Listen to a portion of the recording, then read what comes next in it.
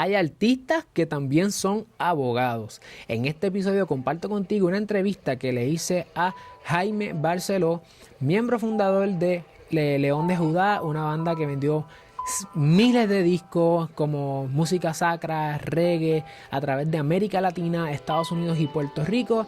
Cuál fue, él también es abogado, así que te va a hablar y te va a compartir muchos aspectos de la industria creativa, no solamente ahora cómo él lo vio cuando era músico y como, cuando era artista empezando León de Judá, sino también cómo él lo vio en su progreso hacia estudiar derecho y ahora cómo él ve todo el mundo desde el punto de vista de ser abogado. Así que si estás quizás batallando con la idea de si quizás quieres irte con una disquera o estás pensando ser artista independiente, no te puedes perder esta entrevista para nada. Así que sintonizamos. Ahora sí comenzamos en 3, 2, 1.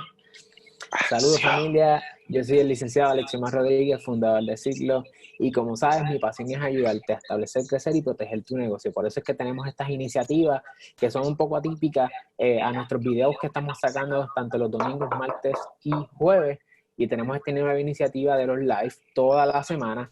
¿Y por qué? Lo queremos hacer porque sabemos que hay muchas personas allá afuera que están quitadas, hay mucha gente que está pensando contra esta situación. Dicen que es una semana, 2 semanas, esto irá para más tiempo, hay consenso en que es posible que esto se extienda más. Y nuestra misión en Ciclo, mi equipo y yo, es que tú te mantengas motivado, motivada, dándole duro, no te quites, y te queremos traer otras personas de las cuales tú puedes aprender, no solamente de las cosas que han pasado ¿verdad? Que su historia, lo que han hecho en el pasado, sino también cómo están bregando con la situación ahora, qué están haciendo estas otras personas que tú tanto admiras y cómo ellos están viendo, ok, cuál es lo próximo, cómo podemos pivotear y hacer las cosas mejor. Así que estamos agradecidos por las personas que nos han sintonizado por Instagram, las personas que nos están sintonizando por YouTube también y los que van a verlo en el rebroadcasting cuando saquemos la grabación.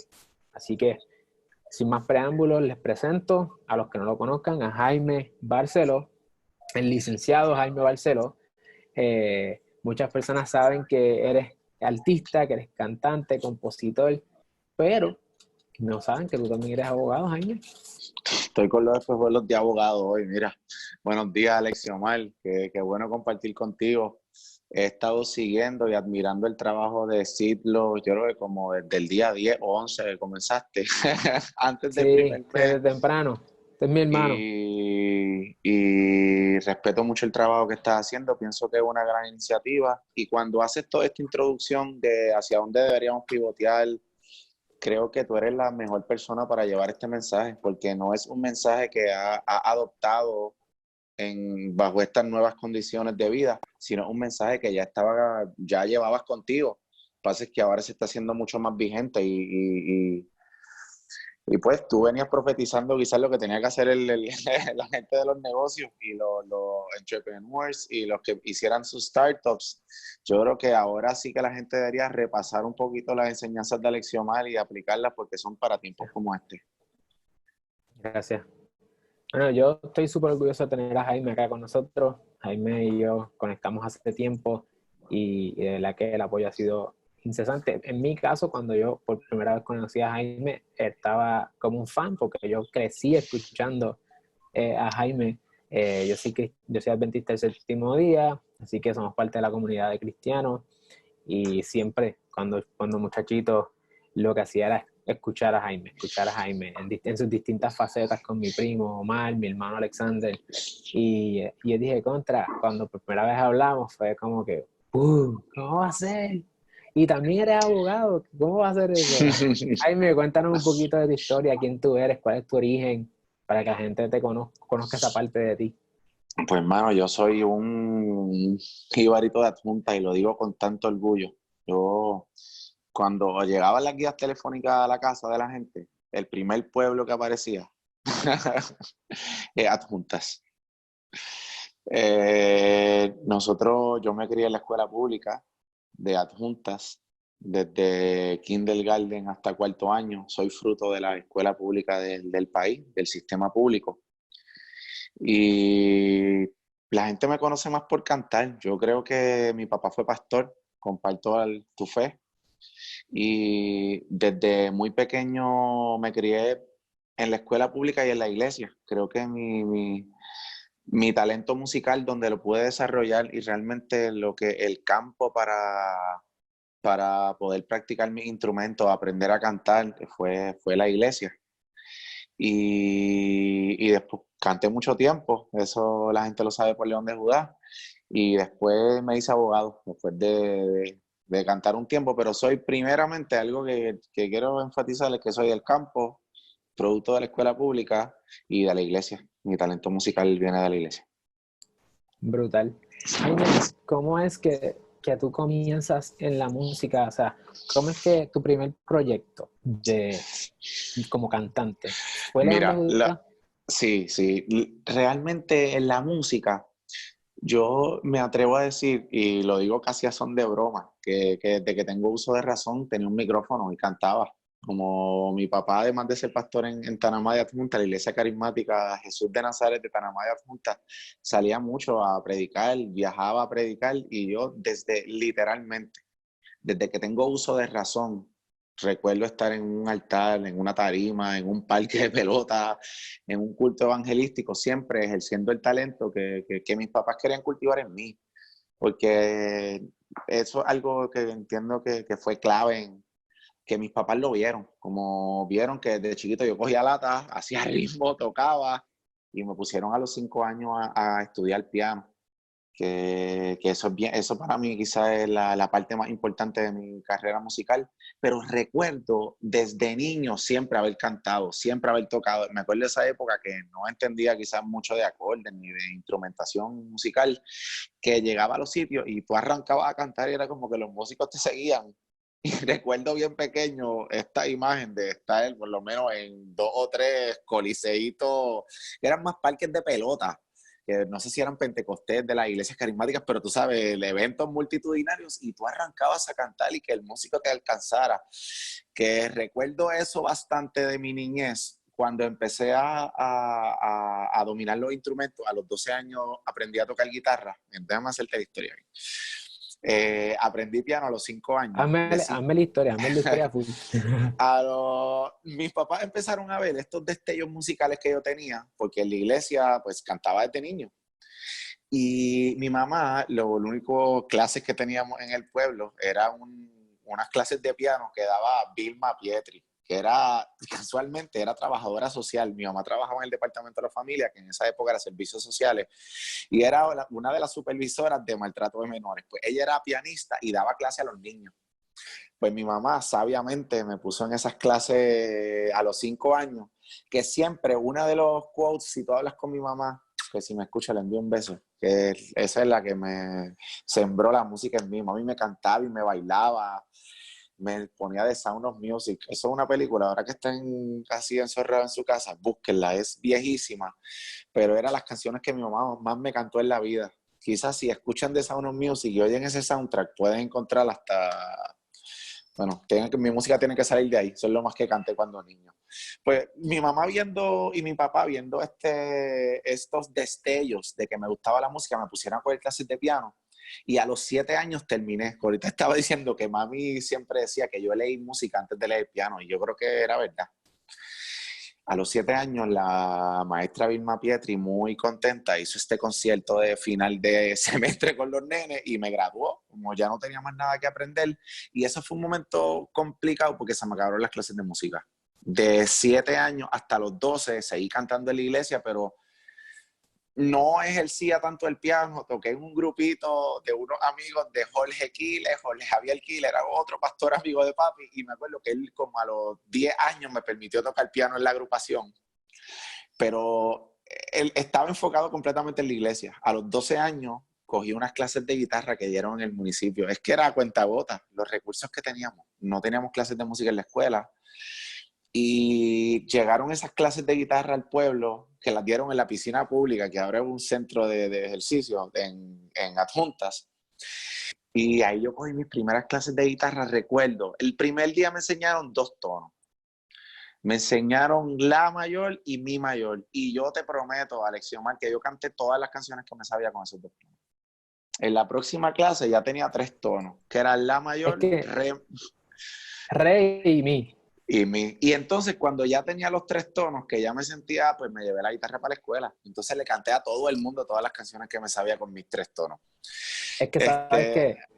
Y el sábado, yo estaba enseñándole a Andrea, a mi esposa, el círculo de quintas, cómo es que funciona.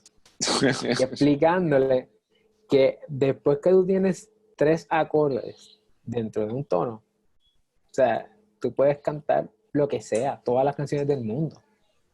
Y para eso fue esa, como que, boom, para esa época yo creo que mi top artist era Ricardo Montaner. Y yo recuerdo, yo cantaba todas las canciones de Ricardo Montaner con mis 3 tonos. Luego fui cogiéndole seriedad a la música. Yo era este muchacho que tenía la guitarra en la escuela. No tenía otro amigo así, pero recuerdo que era este nene que llevaba la guitarra todo el tiempo a la escuela. Como en 7º grado, que ahí tenía mis 12 años, estuve en una banda de rock, mano. Una banda de rock de unos muchachos que estaban en la high, se llamaban Guardian Angels. Mira, wow, yo nunca en mi vida había hablado de esto. Y era este grupo que yo admiraba porque eran como los músicos del pueblo y yo no sé cómo ellos supieron de mí, que me ofrecieron estar con ellos cuando yo estaba en 7º. Y para mí eso era de las cosas más grandes que me había pasado. Pues toqué en esa banda de rock en 7º y 8º, en los talent shows de la escuela. Y ya 9º, grado 10, estaba envuelto en la música de la iglesia más seriamente. Como en el grupo de adoración de la iglesia, ya estaba empezando a escribir canciones. En 8º grado escribí el himno de mi escuela, que todavía lo usan, de la escuela intermedia Rafael Aparicio Jiménez. Todavía lo cantan en las actividades.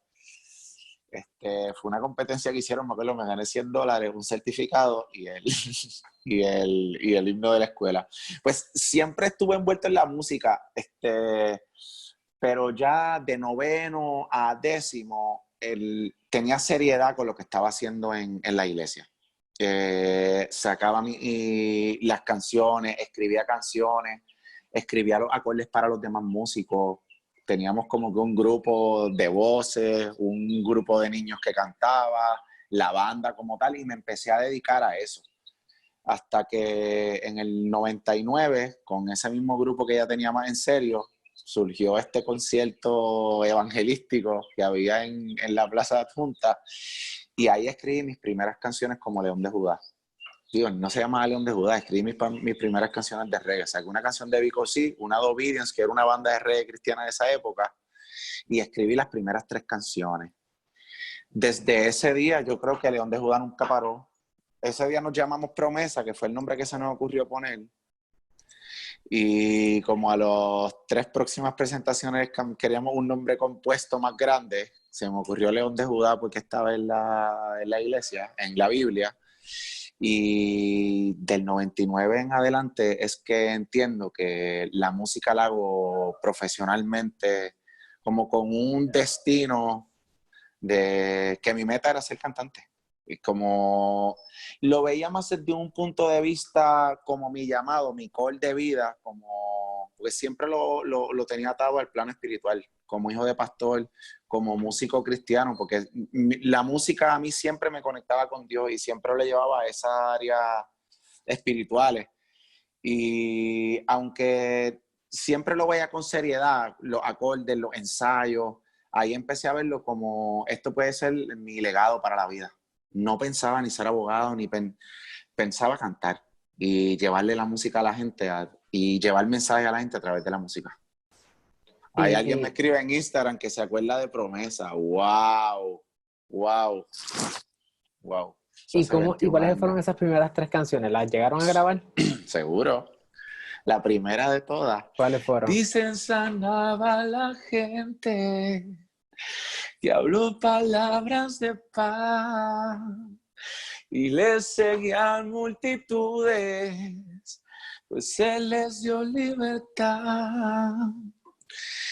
La otra era, oye mi gente, ¿qué pasa? No despiertas, Jesús te está llamando y tú no abres la puerta, te ha buscado. dio su vida en el Calvario, tu sangre te persigue hoy. Pobre Boriquén, y caminaré, decía, unos dicen que sí tengo mucha fe, hay otros piensan que yo nunca llegaré, no, no, no, no, hacen apuestas de que a Dios yo no veré, pero yo estoy seguro que con Cristo caminaré, sí, sí.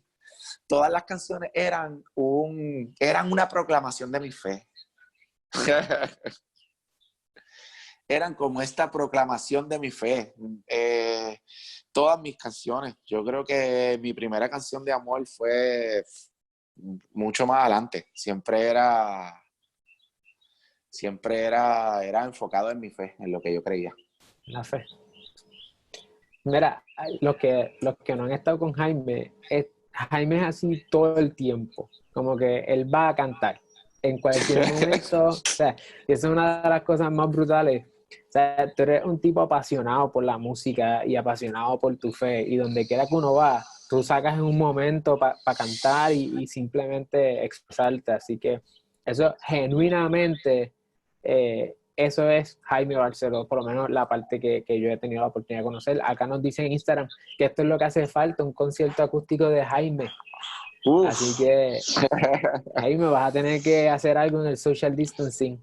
Yes, ya monté el estudio en la casa. Cuando tenga todo lo técnico resuelto, voy a hacer un concierto por YouTube. Tommy Torres me inspiró, Durísimo. tengo que decirlo, Tommy me inspiró, sonó tan bien y creo que lo queremos hacer. Lo voy a hacer, ya verán. Eso va a Quisiera estar que fuera duro, el va a último estar día de duro. la cuarentena, que todo el mundo está así loco por salir, pero lo vamos a hacer.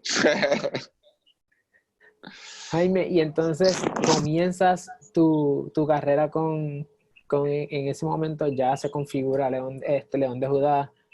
¿Cómo es el proceso para que ustedes salgan del pueblito? Wow. Bueno, eso también como le achaco mi mensaje y mi pasión por cantar a la fe, tengo que decirle que la forma que salimos del pueblo fue con la fe. No, mira, fue algo tan natural y yo creo que es algo que ayudó a que León de Judá tuviera ese encanto que tuvo. Nosotros nunca lo pensamos como un negocio, nosotros nunca lo pensamos como queríamos llegar a ningún lado, nosotros queríamos llevar nuestro mensaje. Incluso, esto sí yo lo he comentado varias veces y voy a buscar un conector que esto se está botando una batería. Caminen conmigo un momento. Algo que yo sí tengo que defender de León de Judá y fue algo mágico, es que nosotros nunca aspiramos de ninguna manera a tener un negocio en la música. Era como que este deseo solamente de cantar, de llevar el mensaje, de expresarnos y que la gente supiera lo que nosotros creíamos y que la gente lo pudiera experimentar como nosotros lo hacíamos. Algo que a mí me encanta de León es que ni siquiera yo era tan fanático del reggae. Eso es una de las cosas que me están cayendo todos los celulares, tranquilos, pero los voy a acomodar ya. Una de las cosas que es curioso de León de Judá, que ahora sí los tengo a los dos, es que ni siquiera teníamos, como yo decía, esta fiebre de reggae. La razón por la que originalmente hacemos reggae es que entendíamos que era el mecanismo correcto para en ese momento histórico del año 99 en la Plaza de Adjuntas llevar un mensaje. Y mira, yo claramente, como mucha gente cristiana que vaya a la iglesia lo va a entender, yo quería conseguir un género musical que los jóvenes pudieran disfrutar, pero que la gente adulta de la iglesia tradicional no se molestara, no lo tomaran a mal. Y esa es la razón por la que hice reggae. Yo entendía que el reggae era lo suficientemente cool para que los jóvenes lo disfrutaran y lo suficiente easy listening para que la gente adulta no se escandalizara en ese momento histórico del 99 en Adjunta, en un contexto cristiano, carismático, como más parecido a pentecostal que otra cosa. Oye, si este episodio añade valor a tu negocio y a tu vida, dale like y compártelo con una persona. Seguimos. Me parece que eso es una gran lección, o sea, aún para los músicos hoy, para nosotros para un músico lograr en el contexto particular de la iglesia, la música que se hace tiene que poder cumplir para ambas personas, tiene que llegar a varias generaciones porque la iglesia, ¿verdad? Se compone de distintas generaciones y, y es importante que nuestras iniciativas, aunque si bien es cierto, ¿verdad? Tú mantienes el norte, que era el mensaje de tu fe, ese mensaje, ¿cómo tú lo puedes llevar de una manera que la mayor cantidad de personas posibles lo escuchen? En los negocios es igual. A veces tú puedes decir, bueno, yo tengo este mensaje, yo lo puedo llevar de distintas formas y dependiendo cómo tú lleves ese mismo mensaje, más personas te van a seguir, menos personas te van a seguir. Y entonces, ¿cómo tú logras? Es una pregunta que nos debemos hacer todos los días y es, ¿cómo yo logro que mi mensaje, manteniendo la pureza de mi mensaje, llegue a la mayor cantidad de personas posible? Y es una lección que podemos aprender de esto. Entonces, Jaime, me dices que empiezas a hacer reggae para poder tanto que sea suficiente, que sea enjoyable, que te la disfrutes, pero que también llegue el mensaje. Y sobre todo era como, quizás en esa época la música cristiana no tenía la libertad que goza hoy día. Y yo quería que le chocara menos al tipo de congregación que yo tenía, a la gente con que yo tenía contacto normalmente. Quería que le llegara a los jóvenes, pero realmente era casi una situación de defensa, de que el mensaje no se detuviera porque la gente no aceptara el vehículo en que llegaba el mensaje. Y realmente eso es lo que nos dio como resultado el reggae.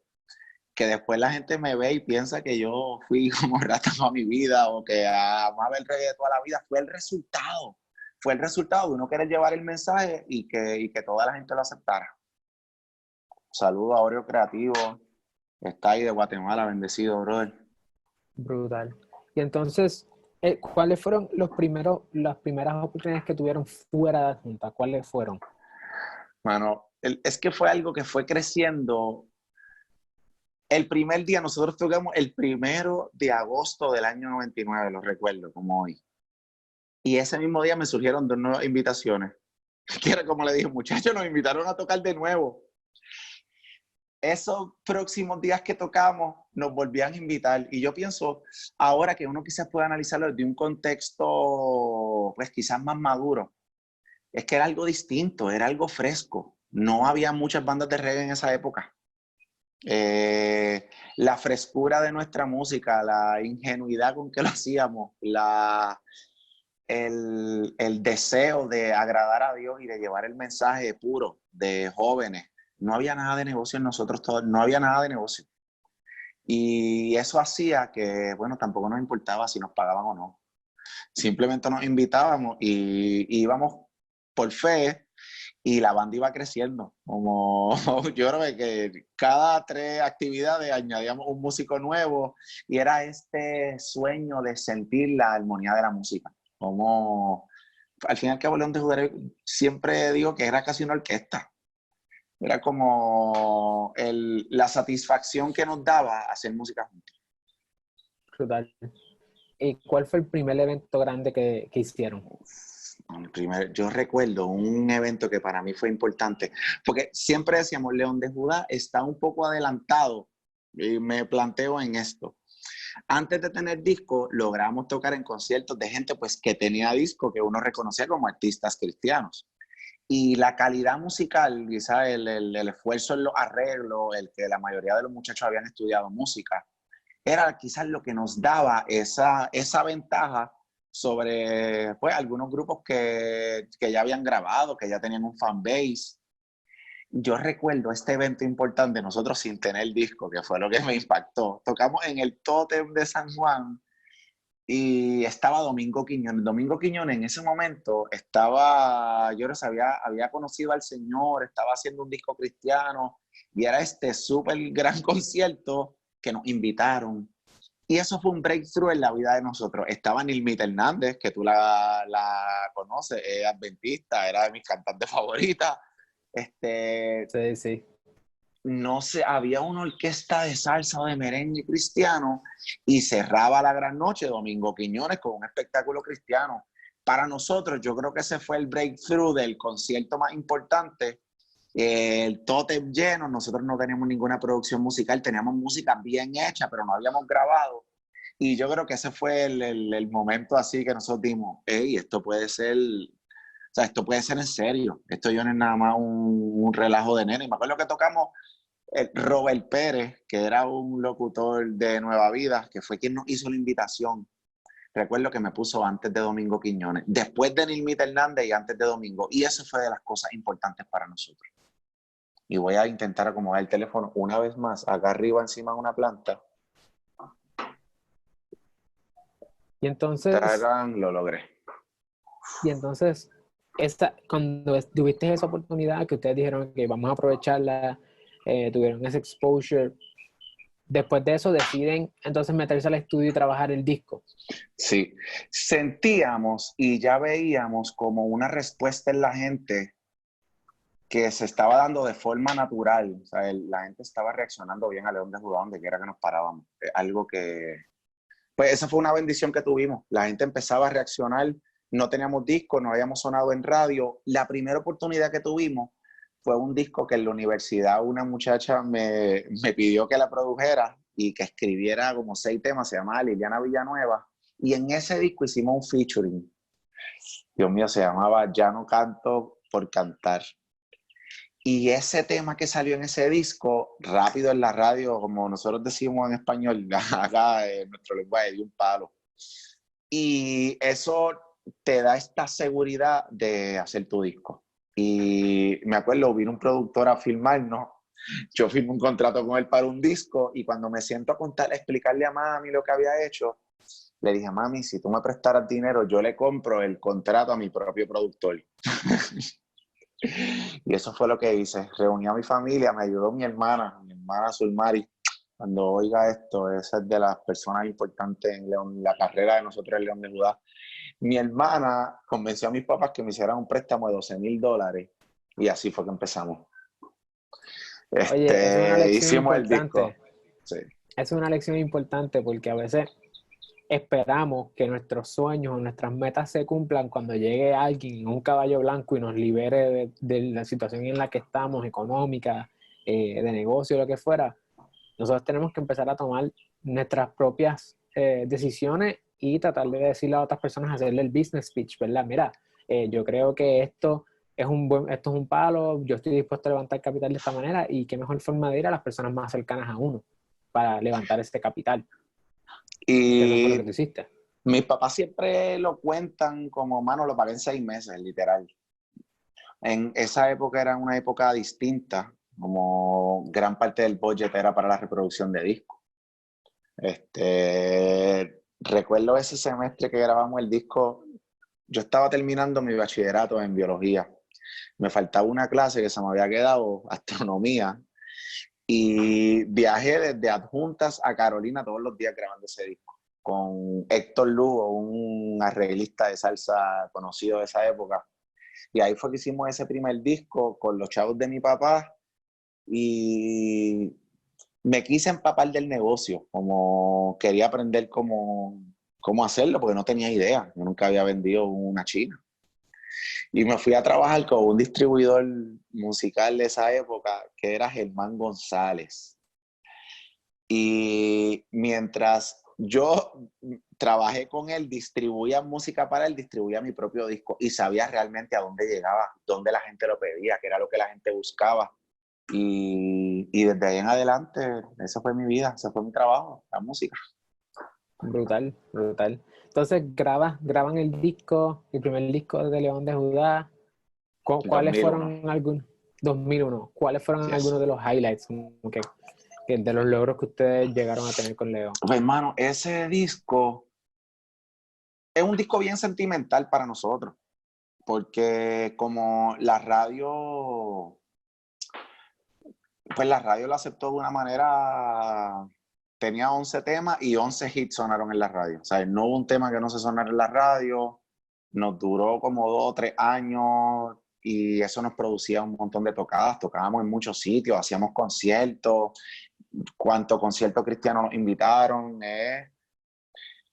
La carrera de León de Judá, el arraigo de León de Judá, aunque quizás el éxito lo vieron después en el disco que tiene como un sueño, mucho más allá, yo sé que se lo debemos a ese trabajo de ese tiempo. 2001, 2002, 2003 fueron los años más claves, porque habíamos visitado el país entero. Después, para mí ese disco fue lo más importante porque la gente nos conoció y nos hizo ir a cuanto rincón del país. La gente en esa época que no existían las redes, cuando la gente habla de que conocía a León de Judá, es que nos conocían personalmente.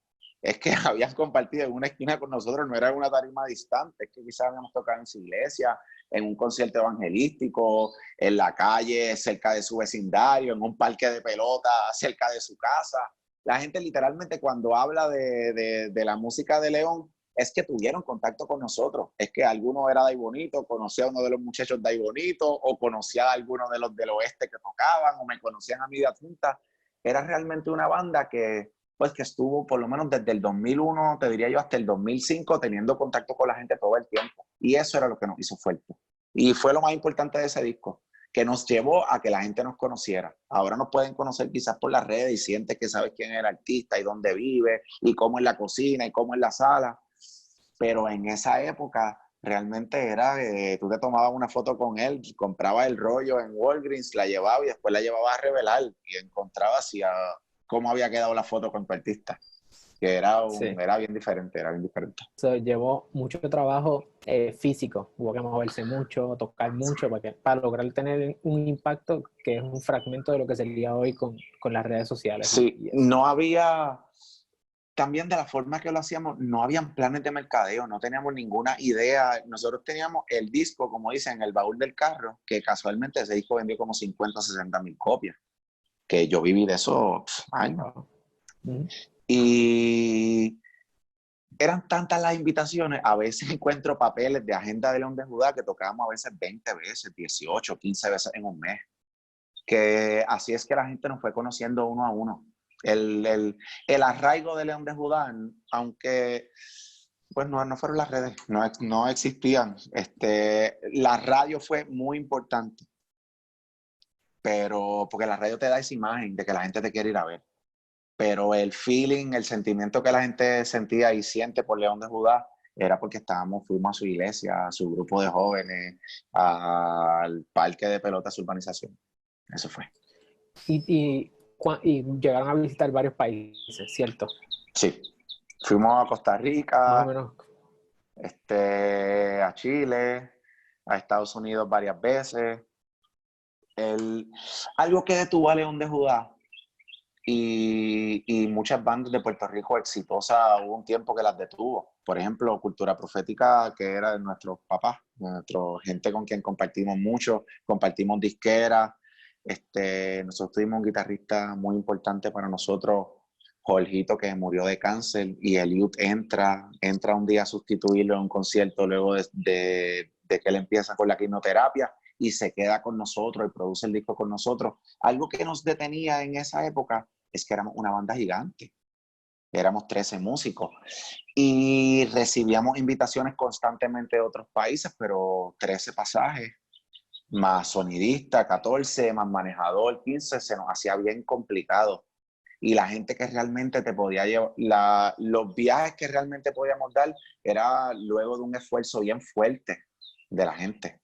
Un esfuerzo que no se nos hizo fácil la internacionalización de León de Judá, aunque hay un evento cristiano muy importante que se llama Expolit, que llevaba muchos años y siempre lo visitamos. Para mí eso fue un punto bien importante y una emisora, una red de televisión que se llama Enlace, que esas dos personas, yo tengo que decir que fueron fundamentos bien clave en que nuestra música llegara a países como, ahí me escriben, de Guatemala, de Chile, Argentina, que tenemos gente que nos ama. Incluso tengo muchos amigos de Chile, tengo amigos de Argentina, tengo amigos de Guatemala, tengo amigos de El Salvador, tengo amigos de Bolivia, que tienen físicamente los discos de León de Judá, que aman nuestra música. Y fue gracias a esos eventos, a que pudimos difundirnos a través de Enlace TV, Y en los viajes que teníamos Expolit, habían distribuidores de esos países, unos buenos y unos malos. A veces nosotros le vendíamos 100 CD y se vendían 20,000 en el país. Pero logramos esa exposición. Y eso se lo debemos al primer disco. Esa gente tiene el primer disco de León de Judá, que no Y sé te cómo lleva a sus pregunto, países. eso está brutal. Y todo esto es una época completamente análoga en el sentido de que no hay música digital, no hay internet, en el sentido de las redes sociales y toda esta cuestión. Tú luego, o sea, León de Judá tú como Jaime de León haces una producción un poquito más reciente y eventualmente haces la de Jaime Barceló. ¿Qué diferencias o qué retos distinguen esas tres etapas? Que quizás tú Wow. digas, bueno, porque ahora he hecho música en la época moderna. ¿Qué Sí. tú crees que ha sido? Mira, yo me atrevo a decir que yo estuve en 3 etapas. Ese primer disco de León de Judá que sale en el 2001 fue producido como por mi familia, como te dije, mis papás me prestaron el dinero, lo logramos sacar y económicamente nos fue muy bien. Pues si tú gastas $12,000 y vendes 50,000 discos, le sacas como $6 a cada disco, dude más, era una ventaja. Luego sale el segundo disco de León de Judá, que salimos con una disquera independiente, es que te digo que compartimos con Cultura Profética, una disquera se llama Wild Music. Raúl López, que era el director de esa disquera, lanza León de Judá y ya es con un plan económico. Nosotros seguíamos con este plan de llevar nuestro mensaje, de que la gente escuchara la palabra, de que los jóvenes puedan ser impactados con nuestra forma de vivir a través de nuestra música, pero también detrás de nosotros había ya un motor, una persona que decía, esto puede ser un negocio, estos chamacos cantan y todo el mundo los quiere volver a ver. Y ese segundo disco de León de Judá sí fue un disco pensado pues, a nivel de mercadeo. Recuerdo la primera vez que yo salí así para San Juan y vi un billboard con la cara de nosotros, fue algo extraño. Como esa era la época de los videos musicales, que estaba el Canal 30, el 52, el 12, el 18, y eran unas inversiones, yo creo que YouTube no estaba todavía, eran estas inversiones de la disquera para que más gente pudiera escucharte. Y ese brinco, ese upgrade que tuvimos del primero al segundo disco, es que en el segundo disco pudimos sacar el video de Como un Sueño. Y el tema es que tu amor es como un sueño, no quiero despertar. Y hello, hello, llamo a tu vida para algo mejor. Y ya habíamos pasado de la radio cristiana a la radio popular. Y esa fue como que la explosión. Fue un disco que, según la disquera, vendieron como 200,000 copias. Fue que aquí en Puerto Rico el disco de oro. Que más gente había conocido nuestra música porque había llegado pues, al mercado popular. Pero todavía dependía la música de la venta de discos en pasta. Era bien importante saber quién iba a fabricar tus discos, cuánto iba a pedir de cantazo, qué capacidad de almacenamiento tenía, si realmente lo iba a poder vender, porque eso era un issue. Y luego de ese disco de León de Judá, que fue una explosión, hice el de Jaime de León. Eran como escalas. Eso lo hice con una disquera allá en Miami, Ole Music, que era parte de Universal como main, Ole Music. Ahí estaba Tom Torres, estaba MDO, un grupo de antes. Y eso ya era el mundo del pop. Era distinto, era como que el brillo de los adelantos de dinero, era distinto. La parte que menos me gustó de todo mi travesía musical. Pero ya eso fue en el 2005, la música estaba luchando con la caída de la venta de los discos. Dependían de la venta de los discos de pasta, pero era como que este barco que se está hundiendo, de disqueras cerrando, disqueras quebrando, hasta que se lograron reinventar a lo digital. En los temas que nos competen aquí en Sidlo, cuando hago el disco de Jaime Barceló, ya es un momento que no importa lo que fabriques. Obviamente, yo como venía de la época antes, quise mandar a hacer mis discos, hice como 5,000 discos físicos. Pero realmente estamos en una época que no existe. Sí, porque es que en esa época la música estaba teniendo un problema bien serio y estructural como industria, y es que aumenta la piratería, entonces ya vender disco físico ya no es rentable, muchas disqueras cierran, Sí. de las independientes particularmente, la industria se concentra en las grandes disqueras, y no es hasta que se trabaja lo digital que entonces la industria de la música empieza a ver ahora nuevamente que se está creciendo. Y ahí es que, pues, no, si no fuera por la época digital, del digital streaming, pues no tendríamos los artistas que tenemos, porque ya no Sí, había incentivo para producir mucha música. eso mismo. Pues Y ahí hay, tú entras como Jaime Barceló, ¿verdad? O sea, más adelante el proyecto de Jaime Barceló se da en ese contexto.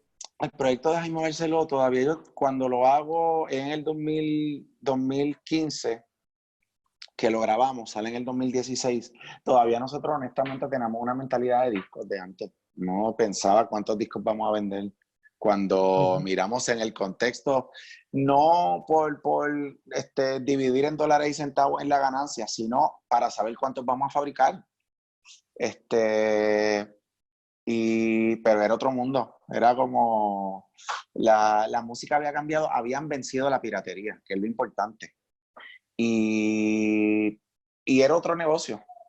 Realmente algo importante que me demuestra este tiempo y que he leído también, he leído algo, es que en esta época de la música digital hay tanto contenido saliendo constantemente, que un disco es igual que, sacar un disco es casi igual que sacar un single. Y quizás cuando sacamos el primer single, como Jaime Barceló, que fue De Vuelta a la Casa como single, tuvo el mismo efecto que un disco entero, teniendo un gasto de una décima parte. Que eso es otra de las cosas así que más aprendí en este cambio de la música.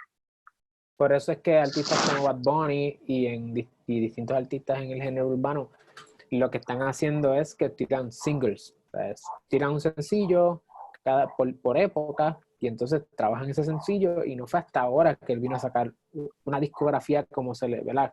Un conjunto de sencillos.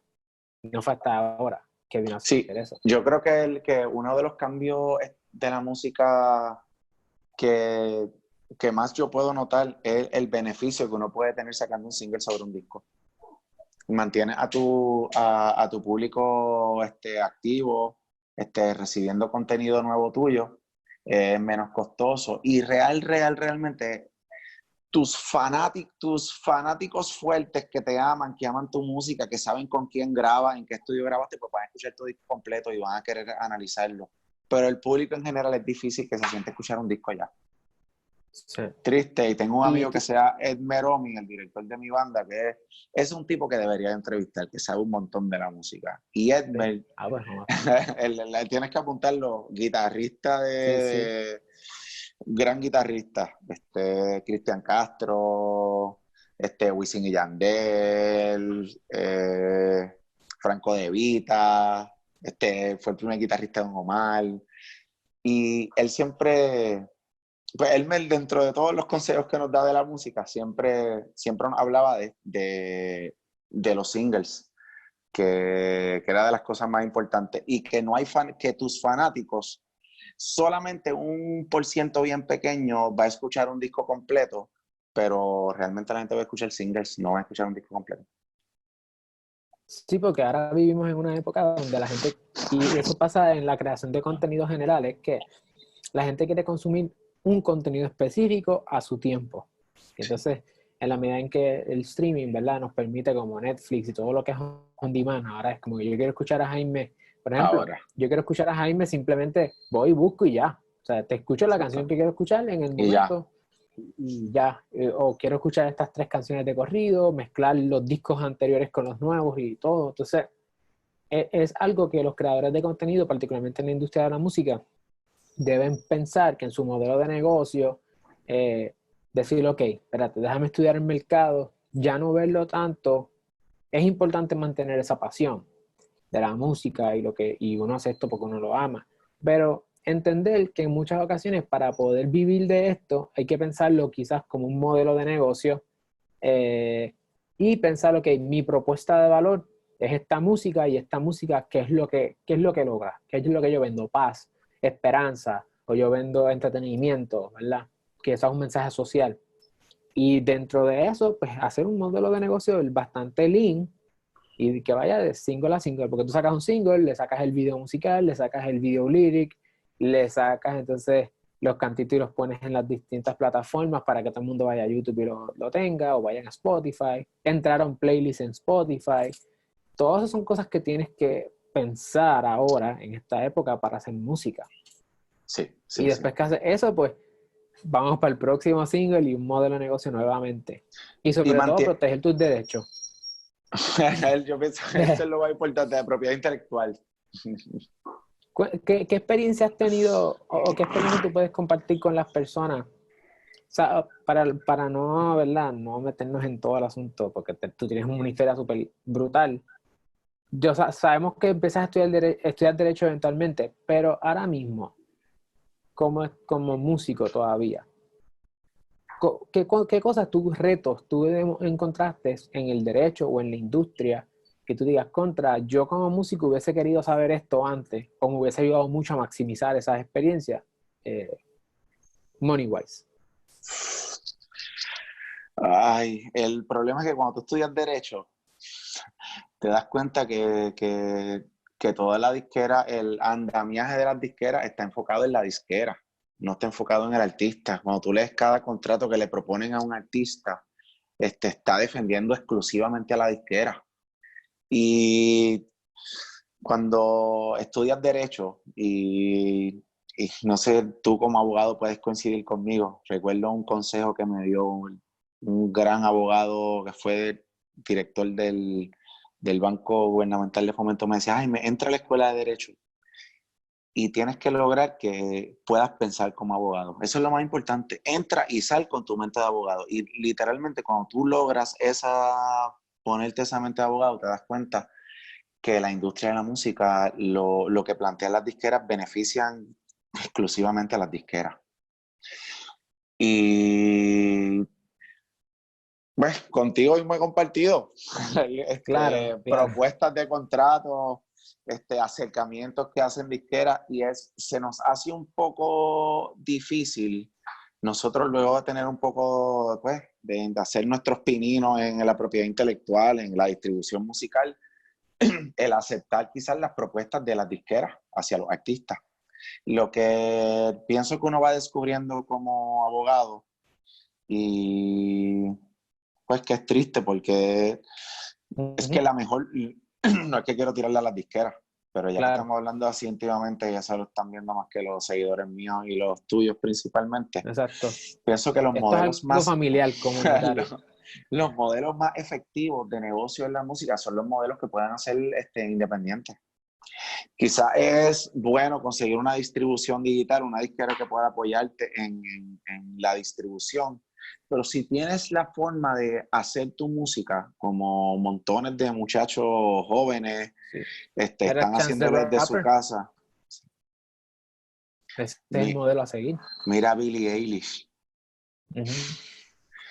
Este, Yo creo que inclusive si la persona quisiera, la literatura sugiere que si la persona quisiera estar con una disquera mañana, la forma de crecer y tener una mejor posición para negociar con la disquera es siendo exitoso o exitosa como sí. artista independiente y después se para mirando de frente a frente a la disquera. Hacer el startup tú mismo.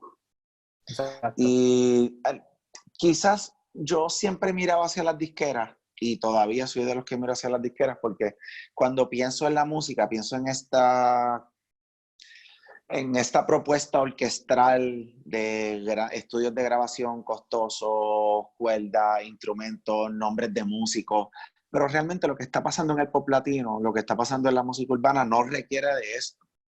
Que realmente el mejor consejo que le puedo dar después de haber estudiado Derecho es que si tienen la capacidad de tener un amigo que produzca, o pueden ahorrar su dinerito para tener su buena mezcla, hacer su buen video, realmente deben de hacer su comienzo, el comienzo de su carrera debería ser, el startup debe ser independiente. Y perdónenme a las disqueras, que los quiero mucho, pero luego incluso las disqueras saben, las disqueras lo primero que van a ver son los números de las personas. cómo están los seguidores, cuánta rotación está, qué está pasando con su música, y depende de esos números, es la oferta que le van a hacer. Así que lo más Eso mismo te iba a importante decir. debería ser... La disquera misma debe estar de acuerdo con el hecho de que, mira, tú como independiente, desarrollate, demuéstrale a la gente y demuéstranos a nosotros cuando te vengas a sentar cuál es tu capacidad, Sí. ¿verdad? Sin financiamiento. Y entonces ellos decir lo que ahora, lo que te hace falta para dar ese palo, y eso es lo que le pasó en parte, ¿verdad? Le está pasando a muchos artistas, empiezan como independientes en SoundCloud y después viene la disquera y les da el golpe, porque ahora mismo no hace tanta falta. Jaime, entonces, ahora mismo tú me dices, mira, si nosotros hemos tenido conversaciones donde tú dices, si yo lo fuera a hacer ahora, de nuevo, ¿qué quizás 3 errores tú hubieses evitado para comenzar en la música? Meterte en la Wow. industria de la música. Un consejo que quizás no va como un error, pero es mi talón de Aquiles y quizás de la gente más talentosa que yo me he encontrado en el negocio. Una bendición que he tenido es que he podido compartir con gente súper talentosa, y es la consistencia. Quizás hay gente que tiene grandes carreras, no tiene grandes temas, no tiene grandes hits, pero la consistencia lo ha apoyado. Y yo he fallado, yo no soy un artista consistente. Primero, porque siempre estoy pensando en un montón de cosas. Tengo mi oficina, tengo mi hija, tengo mi familia, tengo mis sueños personales, cosas que escribo, metas espirituales. Y no he dicho, mira, Alexiomar, voy a dedicarme a la música. Si lo hiciera completamente, que sí lo estoy pensando hacer, 2020 es un año que me suena espectacular, pienso que lo primero es ser consistente. Si lo podría entonces traducir a uno de los errores, es la inconsistencia. Por ejemplo, yo soy tan emocional que yo pues pienso que uno tiene que tener esta única canción y que todo el mundo escuche mi canción, y si la gente no escuchó la canción, pues yo estoy triste. Realmente en esta era tú tienes que seguir sacando canciones. Y ahorita hablaba de este gurú amigo mío que se llama Edmer Lebron, y Edmeromi lo que dice es que tienes que ser consistente, y a veces la canción que más gente alcanzó, el palo más grande que tú diste, no es tu mejor canción jamás. Es que consistentemente seguiste llevándole canciones a tu público. Quizás la última fue la menos que le gustó, pero la más lejos que llegó, porque fuiste haciendo un building up. Y eso es, pues, antes que todo, prefiero que aprendan de mis errores, la inconsistencia. Yo soy un soñador y siempre he soñado como que la gente pudiera apreciar el contexto completo de mi disco. Por ejemplo, el último disco mío, De Vuelta a la Casa, yo estoy seguro que es el mejor disco que he hecho. El más trabajado, el más pensado, el más caro, el mejor disco. Pero en esta época que se requería consistencia y se requerían singles, pues quizás no fue un disco que llegó hasta donde yo quería que llegara. Y fallamos nosotros en consistencia. Pienso que lograr un modelo no costoso, igual, hablo de mi segundo error. Yo soy de estas personas que quiero tener el mejor estudio. Nosotros siempre grabamos en playback porque amamos su sonido, porque llevan como 20 Grammy, porque Carlitos Velázquez, Ramón, es el equipo de trabajo que nosotros amamos. Igual Residente, igual Cultura, igual montones de bandas. Y yo soy una de las personas que no cambio mi fórmula para bien. Y me gusta hacer discos de alto nivel. Quiero mezclar en Nashville, quiero grabar cuerdas en Nashville, quiero usar todos los mejores recursos. Pero realmente la música de hoy día, principalmente cuando hablo a los jóvenes que están haciendo música pop, que están haciendo música urbana, que no necesitan esos instrumentos que nosotros pedimos, no necesitan grabar unas cuerdas en Nashville, ni necesitan mezclar en Jamaica, pues deberían de, cuando miran sus temas, abaratar costos. Cosas importantes que deben de hacer es que tienen que buscar un presupuesto real y que les sobre para poder hacer mercadeo. Cosas que nosotros Contra, tampoco hemos hecho. Dos super consejos ahí. Número uno, sé consistente, creadora de contenido, y en esta época donde la cosa está, ¿verdad?, diferente, puedes ajustarte y decir, ok, vamos a ser consistentes, vamos a crear contenido, vamos a escribir todos los días, voy a practicar todos Sí. los días, voy a aprender algún, ¿verdad?, skill técnico, cómo grabar, cómo mejorar, editar las voces. Puedes empezar con tu iMovie para hacer videos, pues con tu GarageBand, o sea, no hay excusa.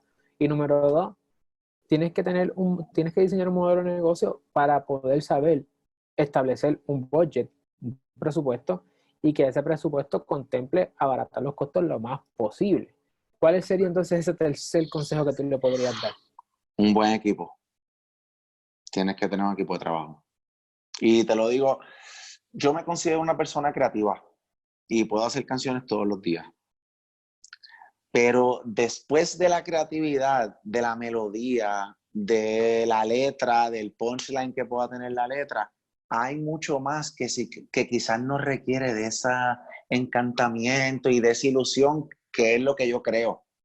De ahí en adelante se necesita alguien que quizás sea menos soñador, sea menos espiritual o menos creativo que tú, y trabaje la distribución, que llegue a tiempo, que el video salga a tiempo, que la mezcla sea como tiene que estar, que los deadlines estén donde estén, que sea un buen día de lanzamiento, o buscar estrategias que no sean solamente esas estrategias que tú emocionan.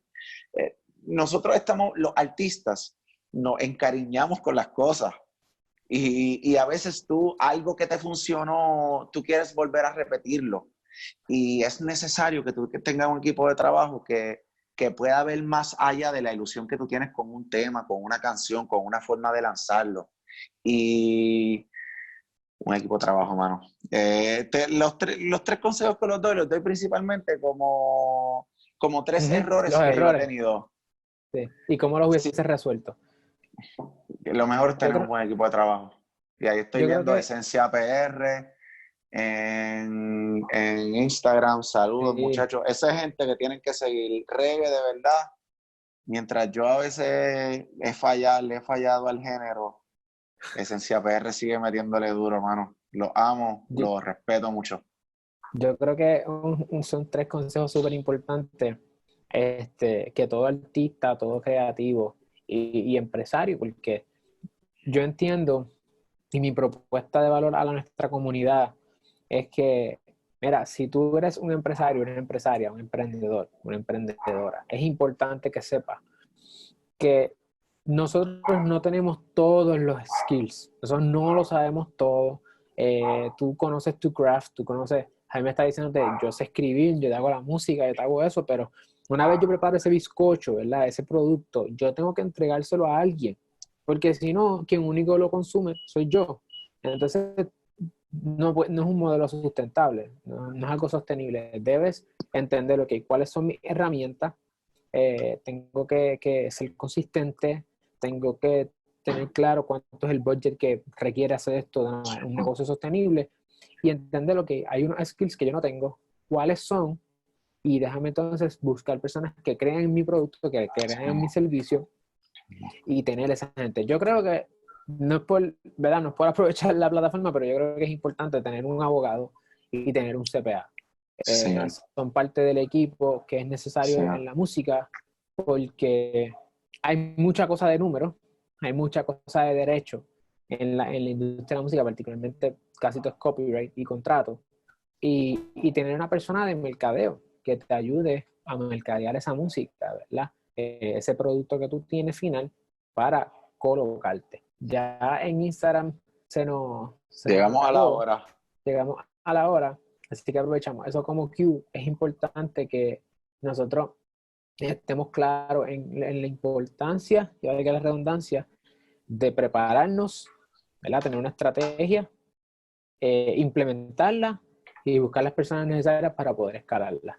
Jaime, de verdad que gracias por esta oportunidad, porque esos son tres consejos que vienen de una mente tanto creativa y con la experiencia de la industria de la música, y como un profesional del derecho, como abogado. Así que para mí es un placer tenerte. Si tienes Es algo, unas últimas palabras que quizás quieras compartir con nuestra comunidad.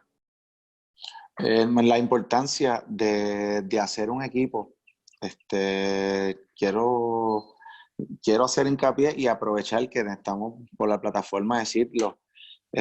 Honestamente, una de las frases que nosotros los abogados escuchamos es que only a fool defends himself. Quizás yo estudio muchísimo la propiedad intelectual y estudio el entretenimiento, pero mientras tú tienes atados tus sentimientos a la canción, a tu carrera, quizás no puedes ver lo mejor del negocio o lo mejor del contrato para ti. Así que aunque seas abogado, bueno, y Alexiomar lo sabe, yo mis contratos se los paso a él, necesitas realmente un equipo de trabajo. Y lo importante de tú poder tener un buen consejo de abogado te evita tener un mal litigio. Así que antes de tener que llamar a un abogado para resolver un problema legal, llama a un abogado para poder tener una buena estrategia en la dirección que llevas tu negocio. Gracias, Alexiomar. Sabes que Gracias a estamos ti, a mi la hermano. orden. Gracias Un a ti, de verdad. abrazo. Igual, Estamos trabajando, brother. seguimos. Bless. Éxito, saludos a la familia. Yes, igual allá. Bless. Gracias. Hasta aquí el episodio. Gracias por escucharlo y por verlo. Asegúrate de compartirlo con una persona más de manera que todos podamos seguir creciendo y este contenido que hacemos con tanto cariño y tanto amor le lleguen a la mayor cantidad de personas posible.